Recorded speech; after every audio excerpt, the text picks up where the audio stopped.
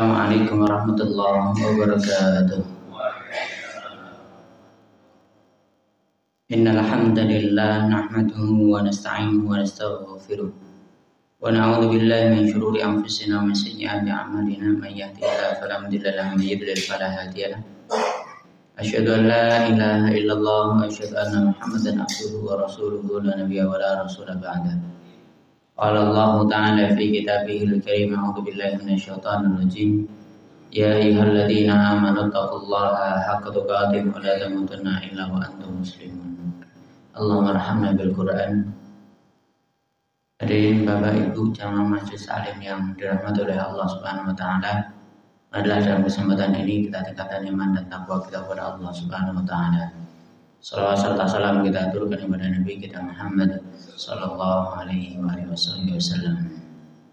Hadirin yang dirahmati oleh Allah, kita selesaikan pembacaan buku Salatku Pembuka Pintu Jannahku.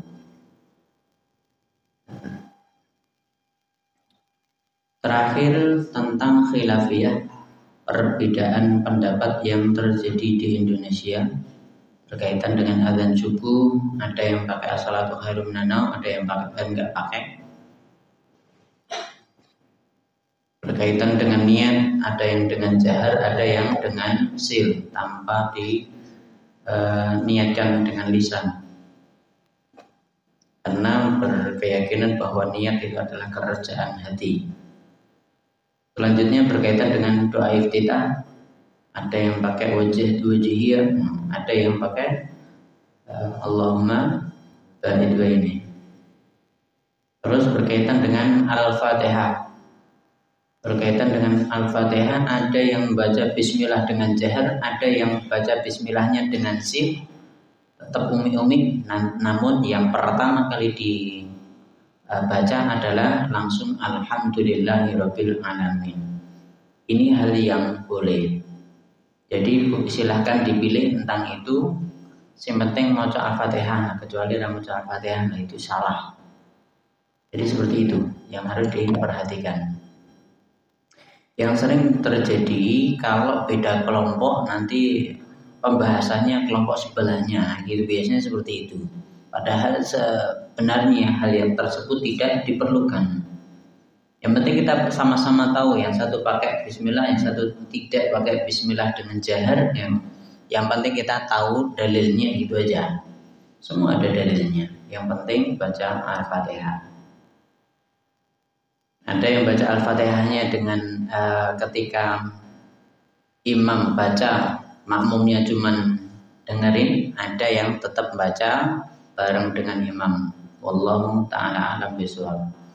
Sebelumnya saya pernah ditanya berkaitan dengan bagaimana kalau seseorang makmum itu mendahului bacaan imam, boleh enggak? Nah, kalau gerakan itu kan tidak boleh.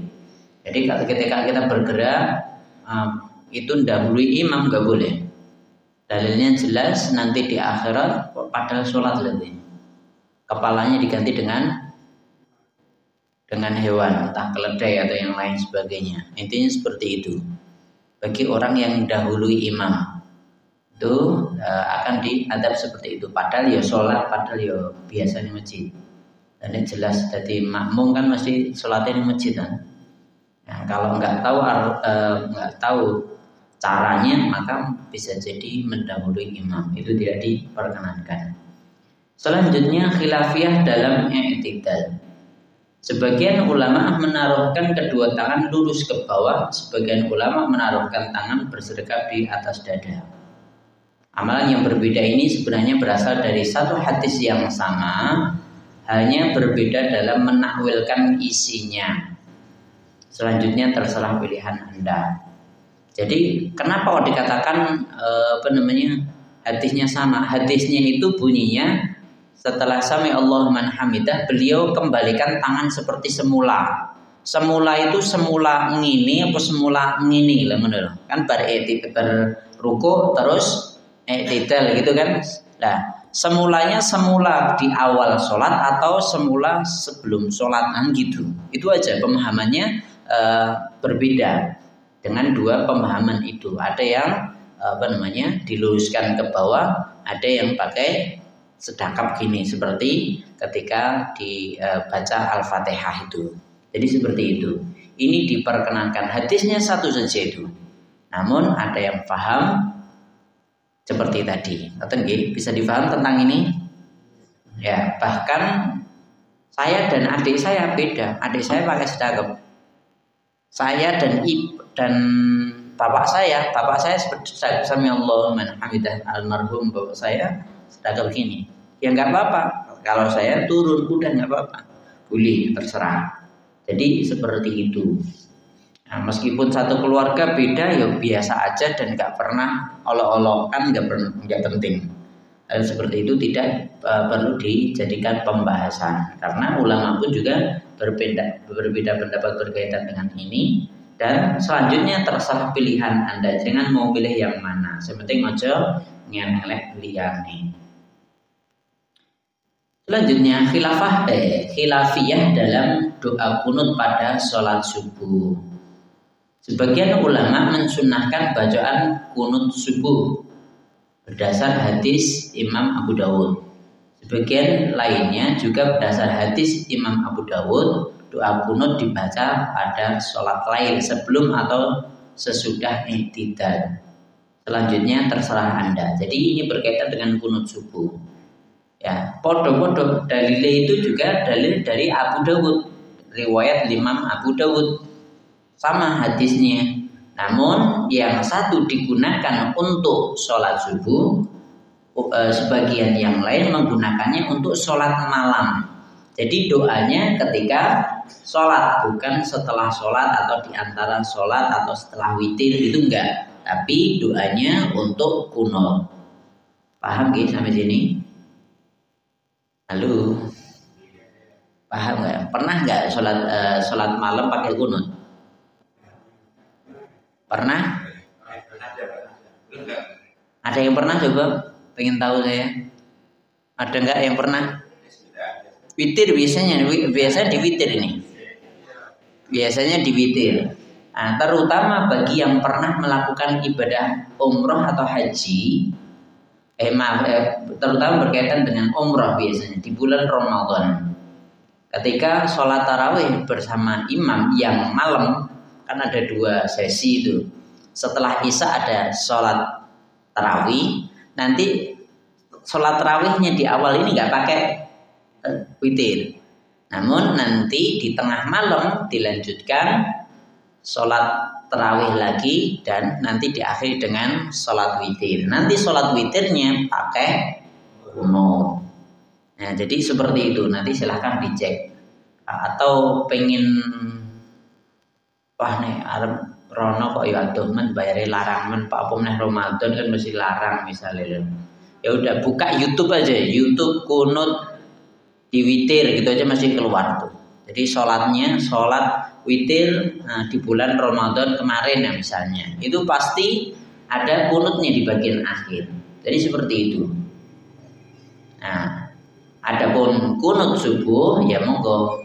Ya intinya sama saja. Yang penting kunut itu disyariatkan dalam Islam. Nanti belum lagi ada pendapat yang lain berkaitan dengan kunut ini. Berkaitan dengan kunut ini juga ada yang namanya kunut nazilah. Kunut nazilah itu apa? Mendoakan kita tetap berdoa memakai kunut ini, namun ketika ada kejadian-kejadian tertentu. Misalnya ini dalilnya pakai yang terjadi di zaman Nabi, ada sahabatnya Nabi yang dibunuh oleh orang-orang kafir. Jadi awalnya orang kafir tadi katanya masuk Islam gitulah.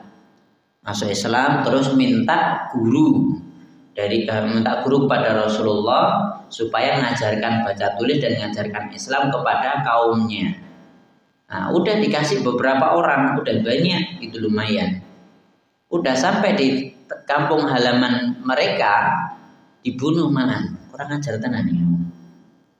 Jadi ternyata di zaman Nabi juga ada orang yang diperlakukan seperti itu, orang beriman yang dihapusi ngono kuwi udah biasa. Jadi Terus karena terjadi seperti itu maka Rasulullah melakukan kunut nazilah namanya. Kunut karena kejadian tertentu sehingga dalam doa kunutnya itu nggak pakai Allahumma hdina fiman hadait gitu enggak. Ya tetap kunut, tetap sama seperti setelah i'tidal itu, ada yang bilang sebelum i'tidal, namun doanya berkaitan dengan nolong orang beriman dan nanti juga melaknat orang yang mendolimi orang Islam. Jadi seperti itu. Ketika terjadi ada kejadian-kejadian tertentu seperti itu dan itu dilakukan oleh Nabi selama 1 bulan. Selama 1 bulan dan itu nggak cuma sholat subuh saja, sholat 5 waktu untuk mendoakan laknat untuk orang-orang yang kafir atau mungkin zaman sekarang misalnya doakan kemenangan orang Gaza misalnya dan kekalahan orang Palestina kebalik oleh orang Israel atau nanti doakan kebaikan untuk ulama-ulama yang terdolimi yang masuk ke penjara dan lain sebagainya itu disebut namanya satu persatu. Karena dalam hadis tersebut juga disebutkan satu persatu orang yang dilaknat itu langsung disebut satu persatu orangnya. Kalau ustadz-ustadznya misalnya orang-orang baiknya itu ya didoakan langsung disebut namanya. Jadi berkaitan dengan kunut itu seperti itu. Nanti silahkan cari berkaitan dengan kunut ini ada hadisnya, nggak cuman pakai Allahumma hdina fiman hadait dan seterusnya itu. Bisa dipaham sampai sini? Ada yang perlu ditanyakan? Silakan.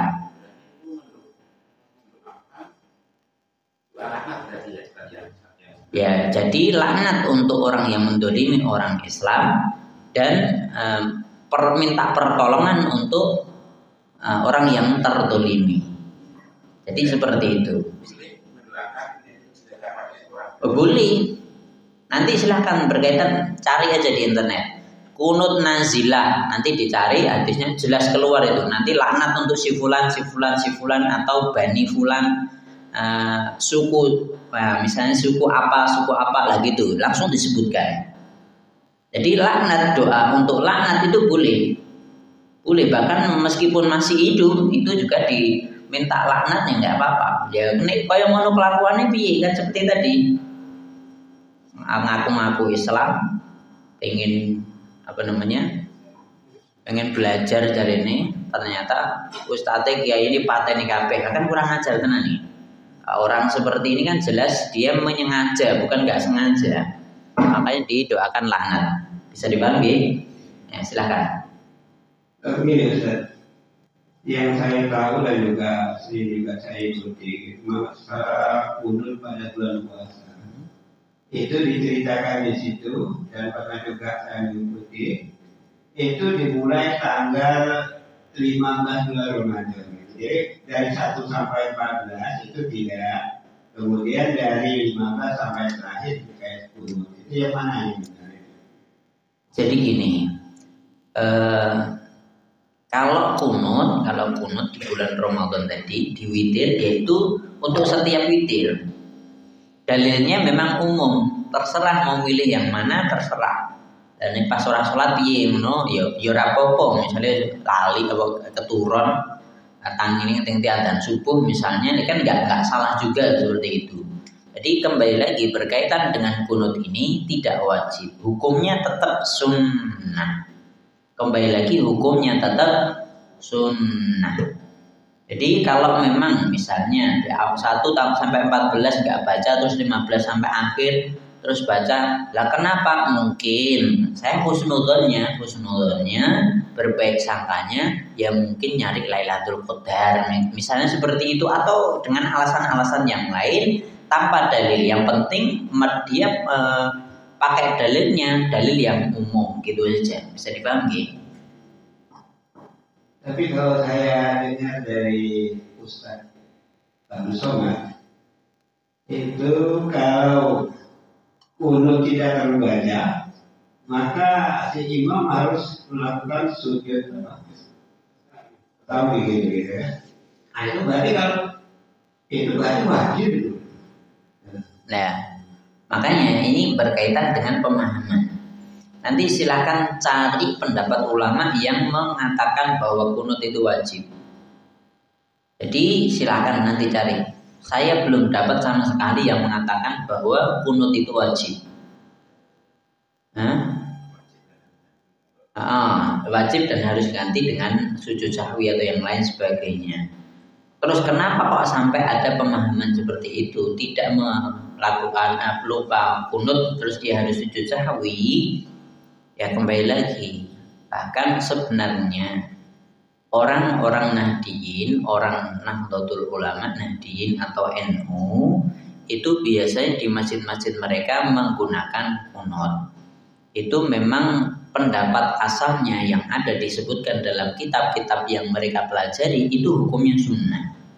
Namun terkadang nanti kalau orang-orang Nahdiyin sholat subuh orang pakai kunut kok ndak diarani Muhammadiyah kuwi ngono.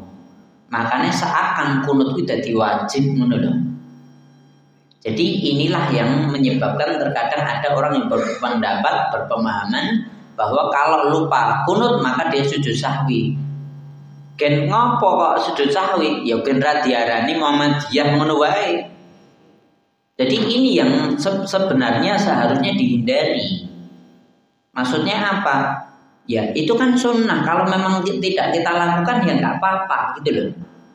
Bukan berarti saya membela orang Muhammadiyah atau membela NU, enggak. Tapi kita harus dudukkan masalah ini. Harus dudukkan masalah ini berkaitan dengan kunut itu hukumnya sunnah. Nanti silakan cari di mana saja. Kalau saya belum tahu dalam kitab-kitab itu disebutkan kalau lupa kunut harus sujud sahwi gitu enggak? Saya belum dapat itu. Saya dipahami. Nah, jadi ini yang ilmu yang saya dapatkan. Kalau kurang lebihnya saya mohon maaf berkaitan dengan ini. Ngoten nggih. Sekaligus Ustaz. Bacaan sujud sahwi itu ada yang mengatakan subhanallah la ilaha wa la yasu itu atau tetap bacaan sujud bagaimana yang paling benar? Terima kasih. Silakan yang mudah gitu aja. Aku nek kuwi kok angan Pak. Ya wis koyo biasane kowe piye ngono wae lah.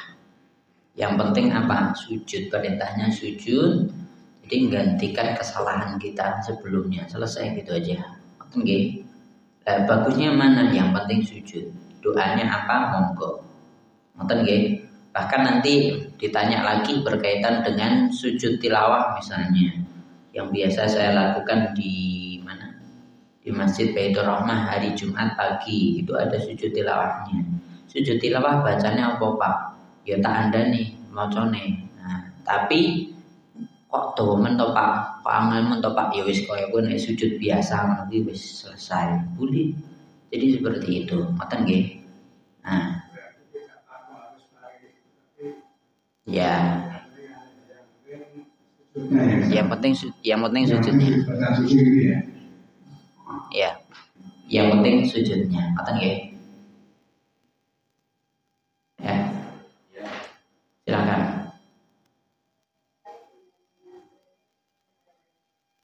Nggih.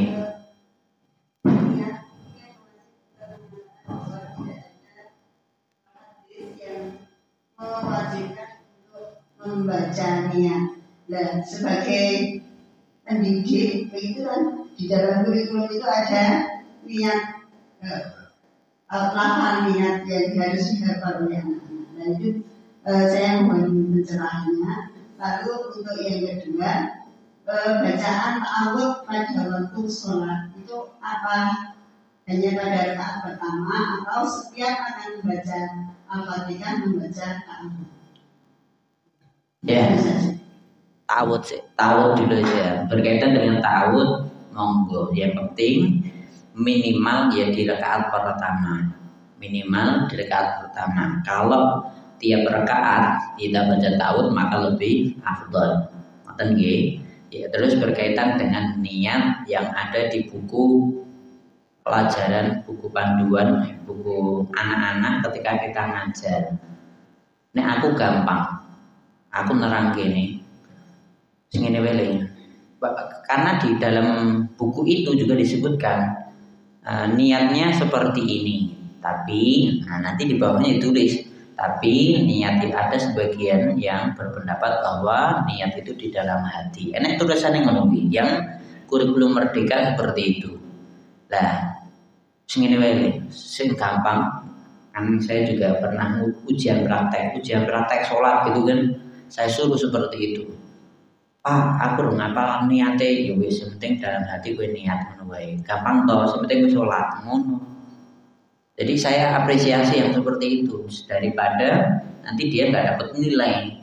Jadi yang penting dia tetap sholat. Selanjutnya. Wallahu ta'ala a'lam bishawab.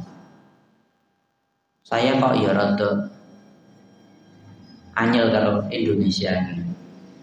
Bahkan makanya kemarin ketika ada pilpres, untuk pilpres ini, untuk capres sebelum ada debat-debat itu, Muhammadiyah itu kan mengundang 3 calon ini. Ada yang di UMS ini, ada yang di Jakarta kan gitu. Pertanyaan untuk semua calon, apa itu? Nek jenengan dadi Muhammadiyah itu kursi ora, ngono tok takon ini. Jadi takonane ngono kuwi wis langsung cethok-cethok. Kenapa? Karena fakta sebelumnya di pemerintahan struktural semuanya Nahdien. Nanti silakan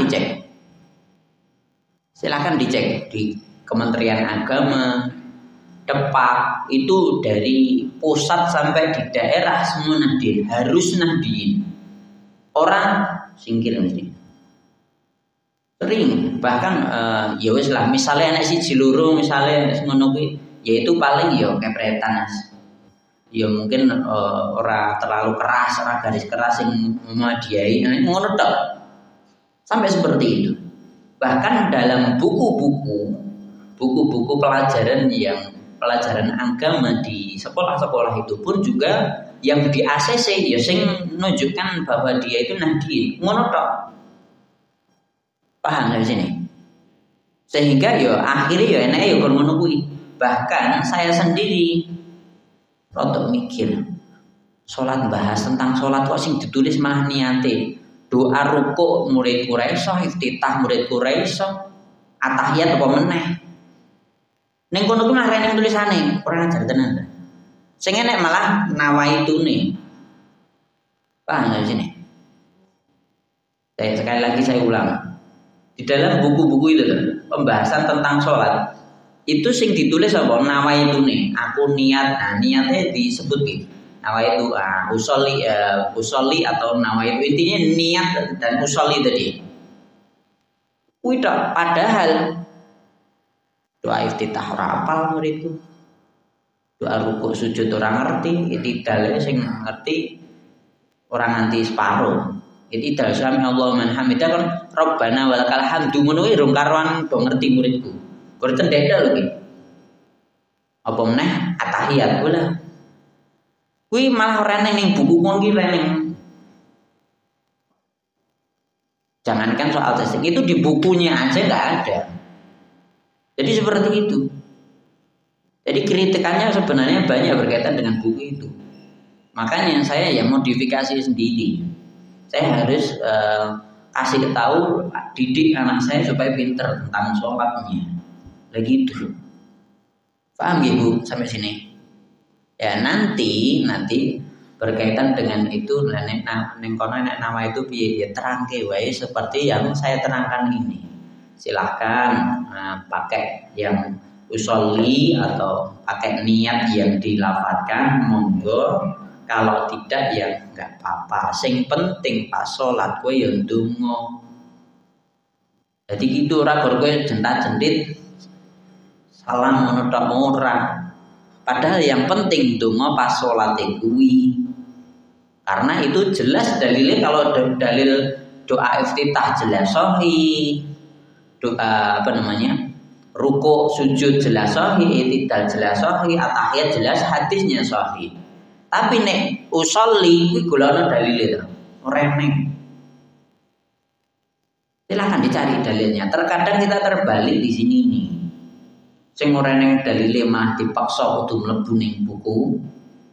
Tapi sing wajib malah ora diajarke. Jadi sekolah saya sekarang memang dibodohkan murid-murid zaman sekarang. Naudzubillah min syarri dzalik.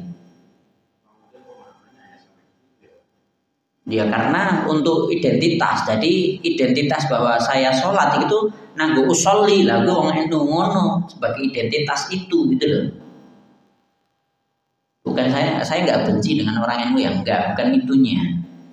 Tapi terkadang kita terbalik mana yang penting dan mana yang lebih penting lah gitu loh. Kita belum bisa milih itu.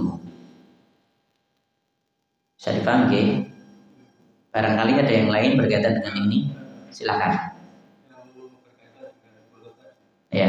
Kalau sholat imam kunut, makmumnya harus diikuti atau bebas? Ngaminin aja. Iya no. Oh nggak harus, kalau itu angkat tangan atau tidak terserah. Karena doa itu nggak harus angkat tangan. Ngoten nggih.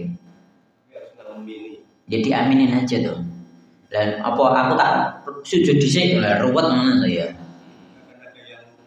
Diem aja. Ya diem aja ya monggo. Yang penting sholat. Yang penting sholat bener, yang penting sholat. Ngoten nggih. Ya monggo. Cukup monggo. Ustaz, karena di tempat kita juga ada kunutnya, tapi ada yang kunut lempang saja.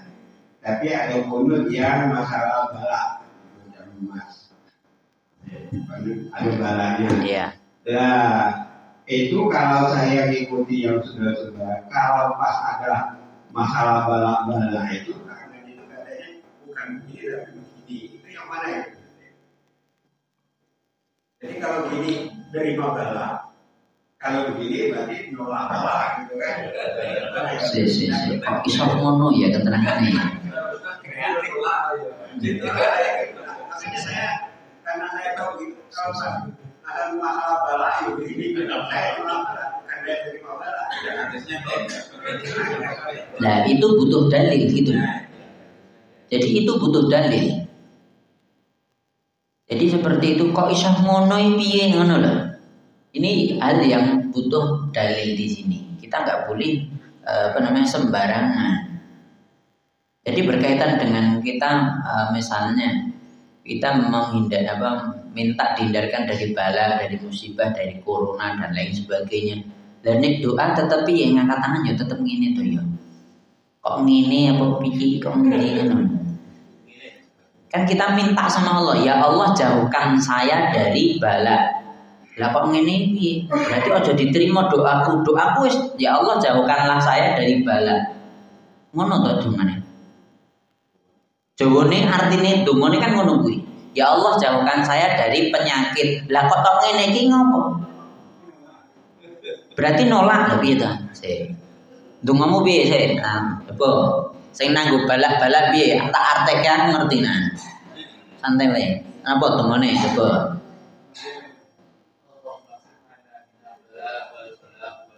Nah, ya Allah jauhkan saya dari bala, wabah, dan penyakit menular dan seterusnya. Berarti ya Allah jauhkan saya dari itu semua. Lah jauhkan kok terus jenengan ngene piye ngono lho logis iki. Lho piye ta? Ya Allah. Jadi terkadang kita dalam Islam semua ibadah itu haram sampai ada perintah. Ojo tok modifikasi. Wah, ketoke ngene, apik ngene. Wes. Ojo ketoke apa apike apa. Wah, cocoke ngene ora ning ngono kuwi. Iki nganggone dalil. Terkadang jenengan ngotak-atik ngono kuwi sosok ya menurut sebagian orang logis, tapi justru menurut saya enggak logis kuwi. Karena tadi jenengan minta dijauhkan dari bala, musibah, penyakit nular dan seterusnya.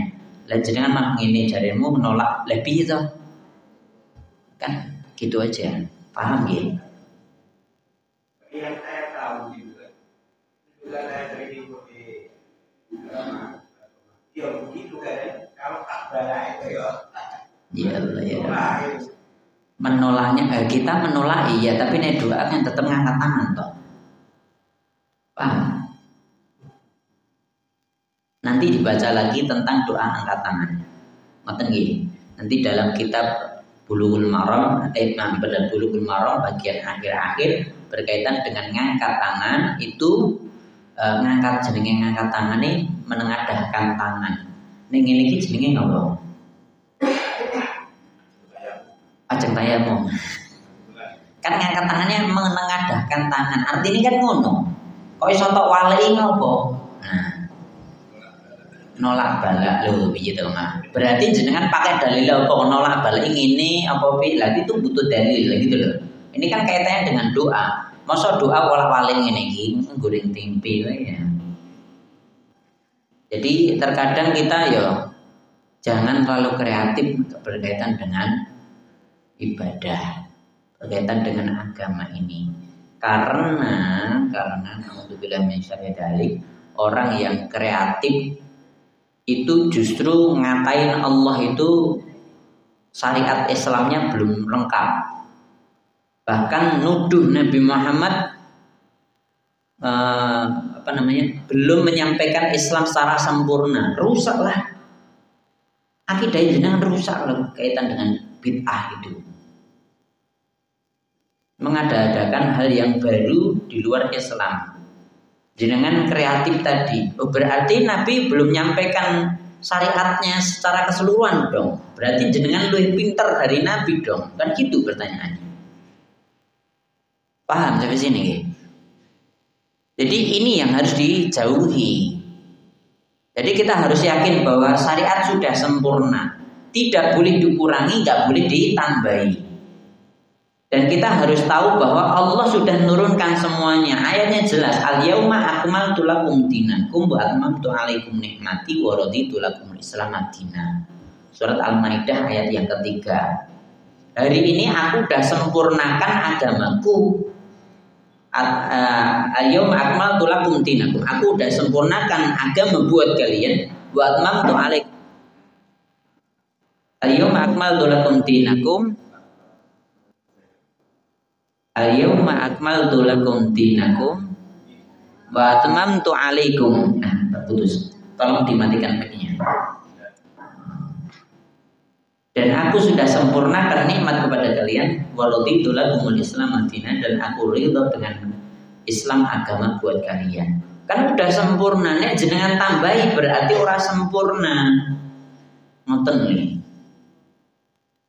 Ini yang harus diperhatikan. Kan berarti Allah udah nurunkan semua.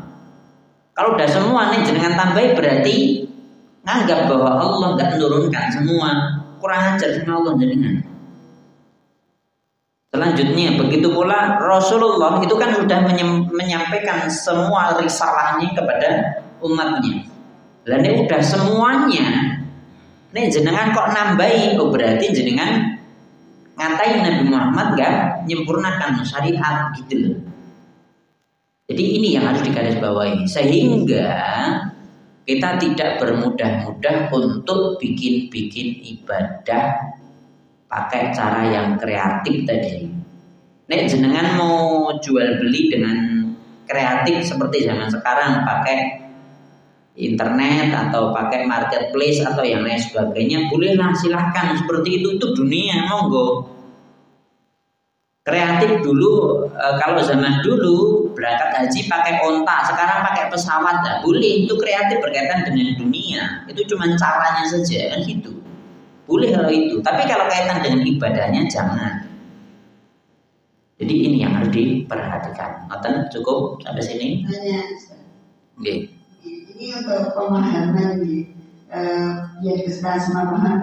Kalau ada imam itu memang tidak membaca doa dulu, tetapi imamnya memberikan kesempatan kepada jamaah untuk membaca, itu bagaimana? Mohon pencerahannya, mohon saya sebelumnya.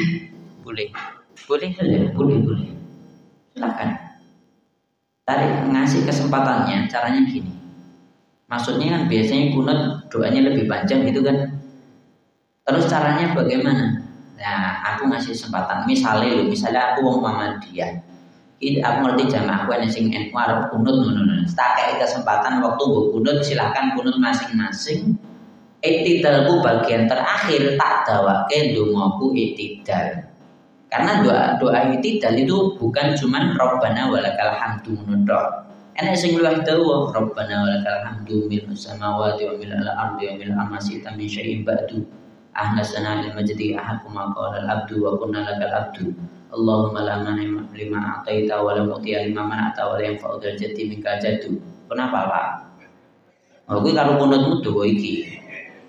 Nah, makanya aku nek misalnya aku pendapatku kalau Muhammadiyah orang kunut tak kei kesempatan iktidal terakhir aku ndonga dawa sing ngene iki gen sing kunut iso kunut ngono monggo terserah paham dari sini ya paling dibatin nek wong padha-padha Muhammadiyah kok iktidal musuhi yang paling dibatin karo makmume ngono wae ben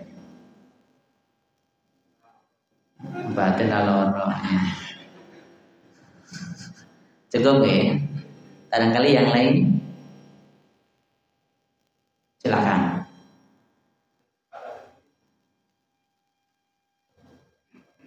Yang lain. Ini masalah nasab ini. Katanya kemarin itu seingat saya kalau anak itu ternyata lahir di luar nikah, itu nasabnya ke ibu, jadi tidak nasab ke bapak. Yeah. Nah ini cara menulis karena kita kalau Islam itu kan ada bin atau binti gitu kan. Nah misalnya anaknya laki.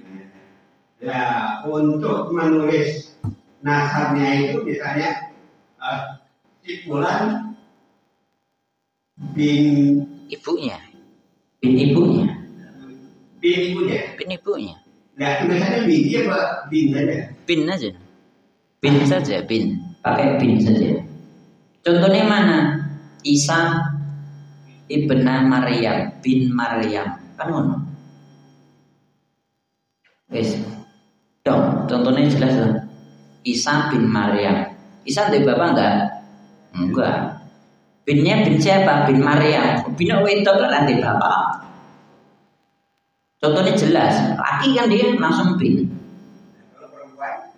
Binti. Ya bedone bin karo binti itu apa? Bin itu untuk anak laki-laki si fulan ngono lho. Saya anak laki-laki bapak saya. Ya, yang perempuan itu anak perempuan. Binti itu adalah anak perempuan bapaknya. Paham gitu? Ya. Tapi ini loh, kita kalau lihat kenyataannya nanti anak tersebut akan terjadi rendah tinggi karena mungkin nanti tertulis di ibunya sedangkan dia punya berapa gitu. Akhirnya anak itu akan bertanya-tanya, aku ini sopo gitu kan. Tapi untuk meniadakan begitu itu jalan keluar gitu. Jalan keluarnya aja hamil sih satu nikah. Kok jalan keluar piye? Lah kuwi iku dune ngono kuwi kok jalan keluare piye? Jalan keluare aja hamil sih satu nikah gendang ngono kuwi selesai to.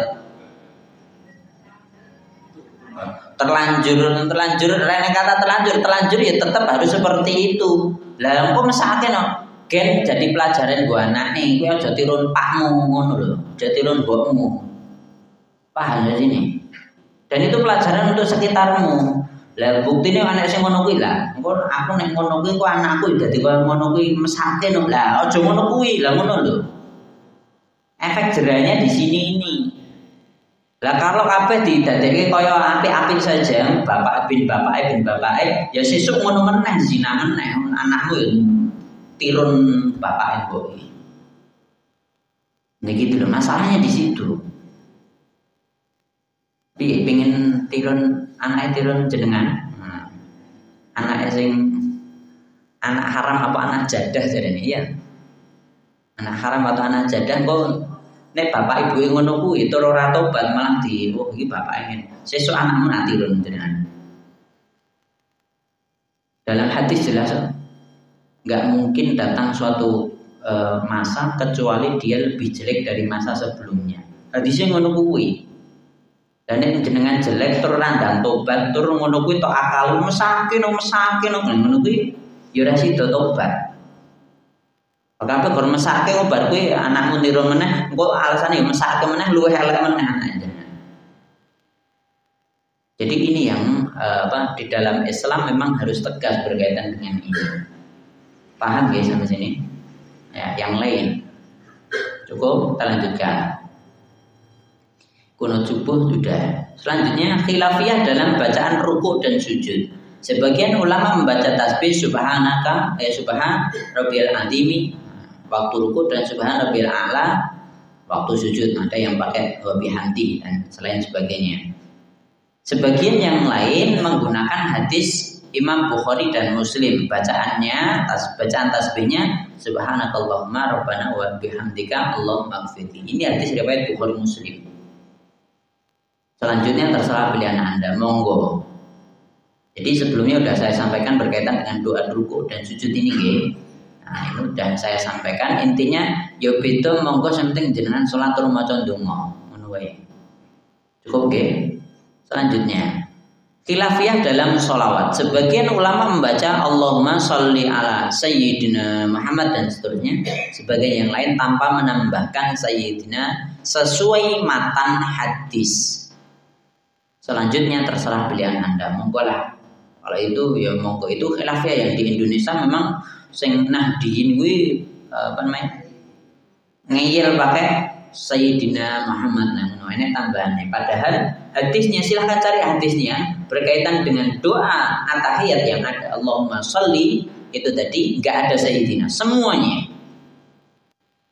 Nah, terus kok pakai Sayyidina itu pakai dalil-dalil yang lain yang bahwa Nabi juga mengatakan ada sayyid, saya itu adalah sayyidnya para anbiya, saya sayyidnya, nah gitu.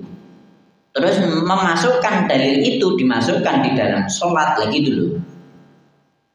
Caranya seperti itu mereka.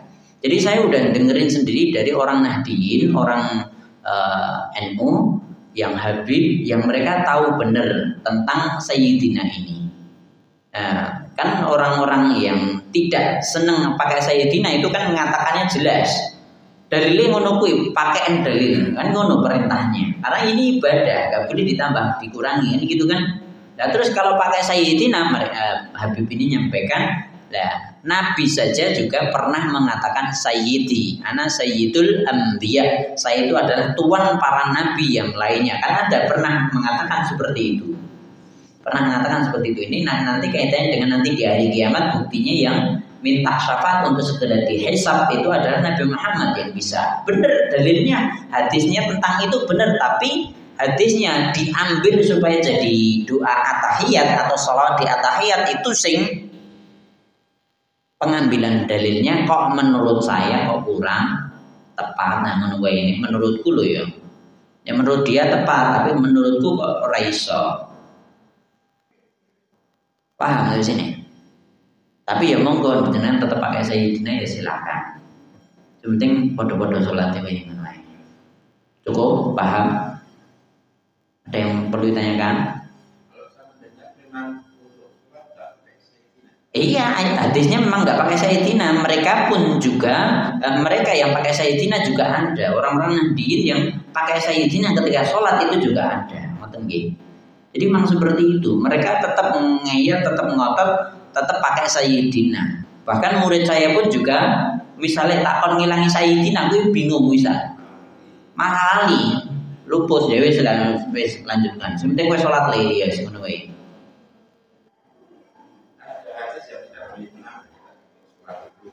Iya, kalau dalil tidak boleh nambahi kan shollu kama raaitumuni usolli kan itu hadisnya. Dan saya lebih cocok dengan itu tanpa pakai Sayyidina, kan dalilnya nggak pakai Sayyidina.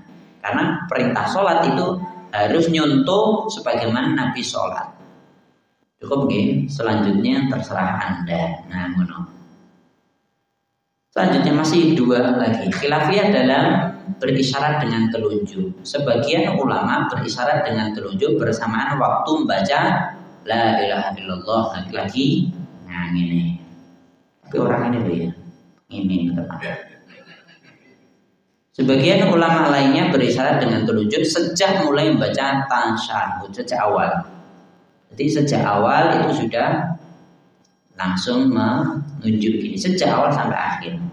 Jadi seperti itu. Selanjutnya terserah pilihan Anda, monggo. Betul nggih? Itu ya pakai logika tadi. Artinya ya itu saja sebenarnya. Cuman ya itu tadi ada yang berpemahaman itu tadi la ilaha illallah lagi. Nah, tangan ini. Kok ngene nek. Harus pas ndonga nek Allah ya ngene nek ngono kok men ngono kuwi. Terakhir, khilafiyah dalam makmum masbuk. Sebagian ulama apabila makmum mendapatkan bacaan Al-Fatihah, dia mendapatkan 1 rakaat. Hadisnya riwayat Bukhari Muslim. Jadi syaratnya enggak telat kuwi iso maca Al-Fatihah ngono lho. Sebagian lainnya apabila makmum mendapatkan rukuk bersama imam, dia sudah mendapatkan 1 rakaat. Hadis riwayat Ibnu Khuzaimah. Selanjutnya terserah pilihan Anda. Maksudnya piye? Misale imam wis minal jinnati wan nas Allahu akbar rukuk. Wis rukuk. Aku langsung takbiratul ihram rukuk bareng imam. Aku ora telat habis yang terakhir menunggu pendapatnya. Pakai hadis Ibnu Khuzaimah. Namun ada yang yo nek ora iso maca Al-Fatihah yo telat kowe lah ngono ana sing ngono kuwi. Keterangane ngono kuwi. Nah, nek di Indonesia biasane pakainya yang harus bisa baca Al-Fatihah. Tapi ya nek wis ana sing wis pernah ning Saudi lah ndelok ngono kuwi tur ana dalil sosok ya boleh sing penak ngono. Bisa rukuk bareng imam, wis berarti ora telat ngono kuwi. Lah kalau saya jalan tengah ini iso jenengan ya tetep maca Al-Fatihah, ngoten nggih. Nah, kecuali aku pas iki kita salat telat aku misalnya iki urusane kok ya akeh nah, bisa sekali semono ra pas ruku aku tak melu ruku ora telat sedang. Ora apa-apa sesekali ngono ora enek dalile yo.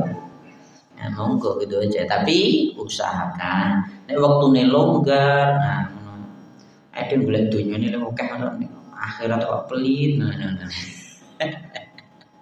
Cukup nggih. Kalau yang terlambat tadi kan atahiyatnya jadi 3 kali kalau sholat. Ya ini kaitannya bukan atahiyatnya jadi 3 kali. Nah itu kan atahiyat kan yang misalnya atahiyat jadi 3 kali karena jenengan telat yo mau jenengan kan ngikuti imam kan ngono. Bukan atahiyatnya jadi ping 3. Ya karena salahmu telat ngono to. Lah imam tahiyat pokoknya ora tahiyat ngadeg langsung ya rembuk. Rasido jamaah jenengan ngono. Kaitannya bukan tahiyat dadi 3 kali karena jenengan telat ngono wae. Paham nggih?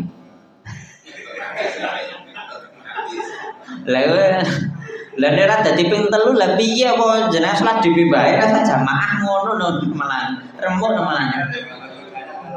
Terlambat karena itu dari 3 kali. Ada yang diem enggak ya itu apa harus ya tetep maca lha kan tiwas lingguh salat lingguh tok ngopo lha mbok maca ndonga kok sajake kakean pahala apa piye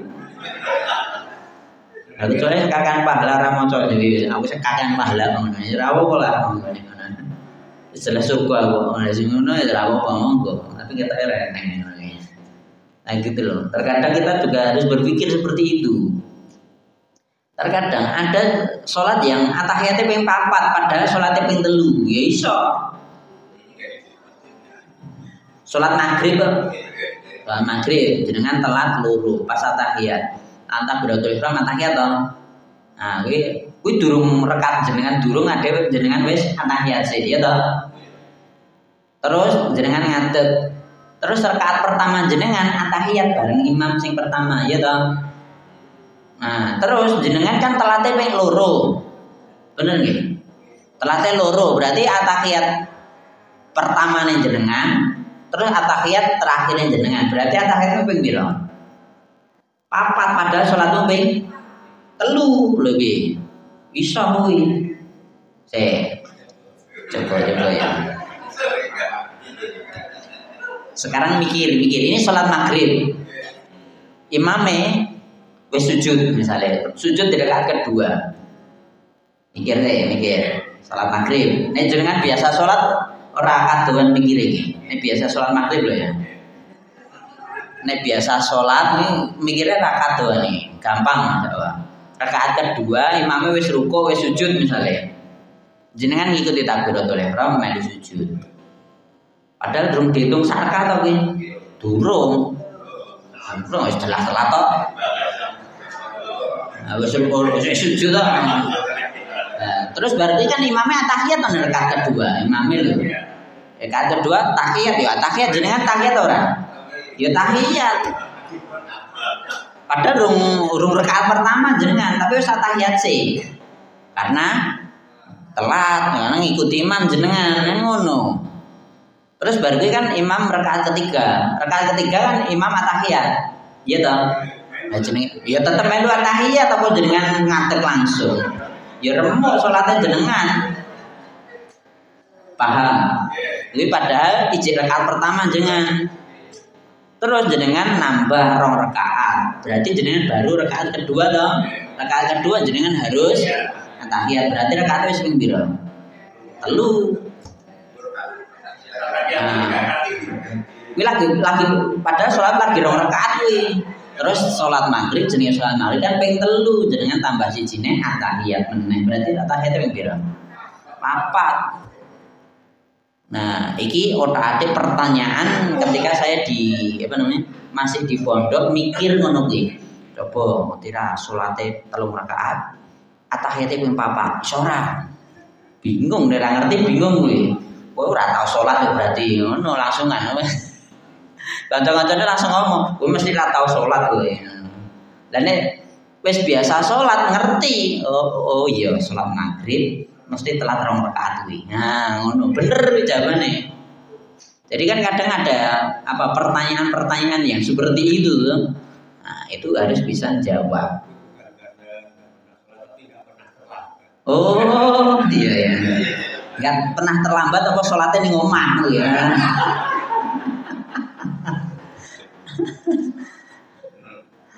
Ya Allah ya. Kata nih, cukup. Nah, saya dulu pernah dapat pada waktu sekolah dari guru saya itu gini, kalau tahiyat awal itu cukup membaca sholawat pendek sampai Allahumma sholli ala Muhammad wa ala ali Muhammad langsung berdiri. Nah, tapi saya pernah mengatakan awal juga sampai rampung fil alamina innaka hamidum majid. Itu gimana? Yang benar yang gimana? Kemarin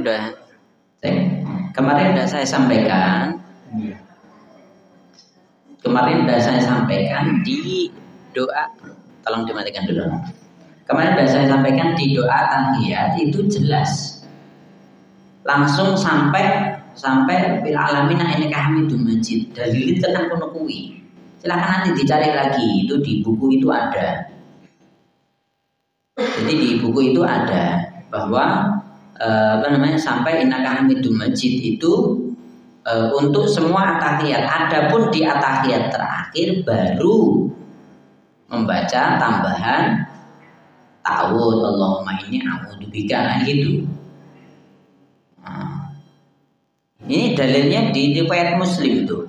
An Abi Hurairah radhiyallahu anhu qala Rasulullah sallallahu alaihi wasallam idza tashahhada ahadukum falyasta'id billah min arba'in. Nah, ini dalilnya di situ. Sampai di situ. Tapi ini tekan awal bagaimana? Ya salah. Insya Allah ya tetap sah. Cuman kan ini dalilnya ngono tuh Pak. Ngono we.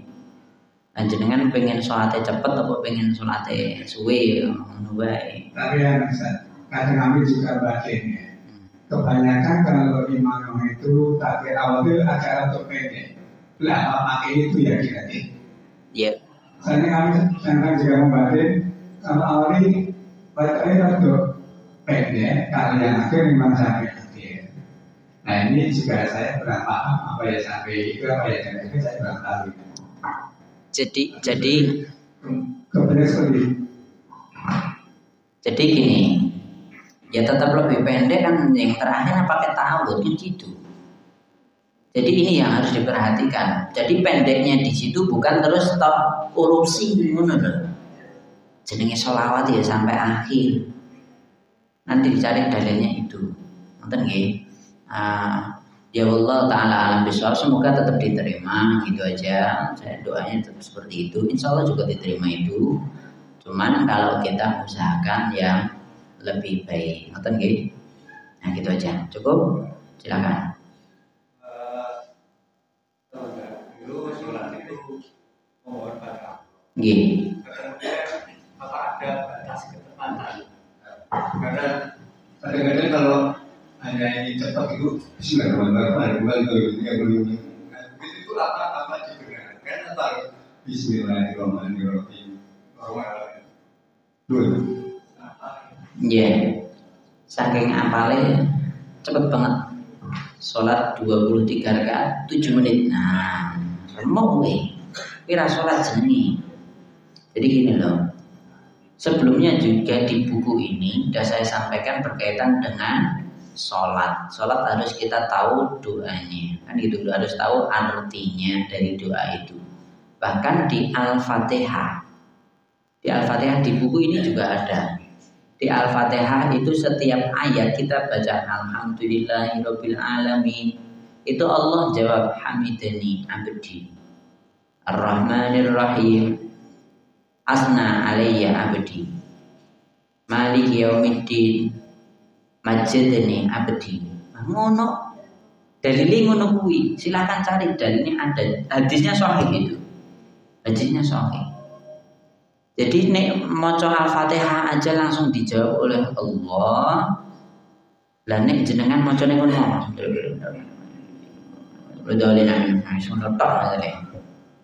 Misalnya seperti itu, lah apakah boleh saiki ngene wae? Kita analogikan. Kita kan seharusnya lebih menghormati Allah dibandingkan manusia semuanya kan gitu. Terus gini, contoh paling mudah. Ketika kita minta sama orang tua, itu acara mungkin Pak Judit ngono to. Pernah ngono. Pak Judit ngono. Ki ngerampok oleh pateni kowe. Anak wae ora diadab ngono. Kuwi kita sebagai bapak misalnya anakmu ngomong-ngomong ngono kuwi, Pak Judit ngono to kira-kira. Nyam ngono ya. Nyam ngene. Ya. Itu kita harus pakai unggah-ungguh di wong Solo kok ya ora ngerti unggah-ungguh ngono kuwi lho. Karena kita kepada minta sama orang tua saja, mungkin kita minta gitu dikasih semuanya.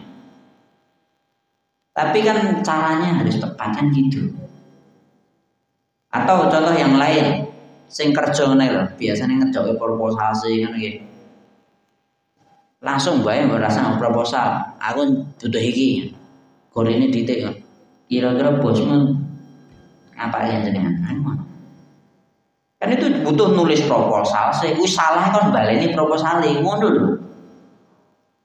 Lagi jelas jalur yang menungso padahal itu hak dia untuk meminta itu ada. Tapi ngono iki angel-angel masa ade minta sama Allah kok ya ngono lho. Terkadang kita harus berpikir kita minta sama Allah maha segala-galanya. Itu pencipta kita. Dia bisa ngasih semuanya. Nek ade diaturan insya Allah dia. Dan gitu aja lah. Diijabahi semua permintaan kita. Kan gitu. Ya semua harus ada aturannya. Makanya nanti dalilnya perintah contoh dari Nabi pun juga sama. Nabi itu ketika baca Al-Quran harfan tiap hurufnya jelas semuanya.